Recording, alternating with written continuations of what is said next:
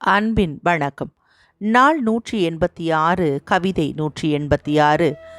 கவிஞர் அம்பிகா குமரன். கவிதை அத்தைகள். அத்தையொருத்தி எங்களை எல்லாம் மறந்து போயிருந்தாள்.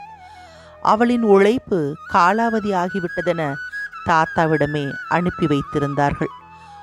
போவோர் வருவோரை எல்லாம் கையை பிடித்து இழுத்து 2 இட்லி தின்னுட்டு போசாமி என்பாள். ஒருமுறை இப்படித்தான் ஊருக்கு மத்தியில் இருந்த தண்ணீர் தொட்டியின் மீதேறி கீழே குதித்து விடுவதாக மிரட்டினாள். அனைவரும் கெஞ்சினார்கள். திட்டியும் தூற்றியும் ஏகவசனங்களை அள்ளி வீசினார்கள்.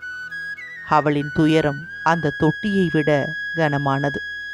உயரத்திலிருந்து அப்பாவை பார்த்தவள், சத்தி வந்துட்டியா, இரு காப்பி வச்சு தரேன் என்று மடமடவென இறங்கி வந்தாள். எனக்கும் அத்தையாக ஆசையாக இருக்கிறது. தேன் கூட்டிற்காக கவிதையை வாசித்தவர் ரே. விஜயலட்சுமி.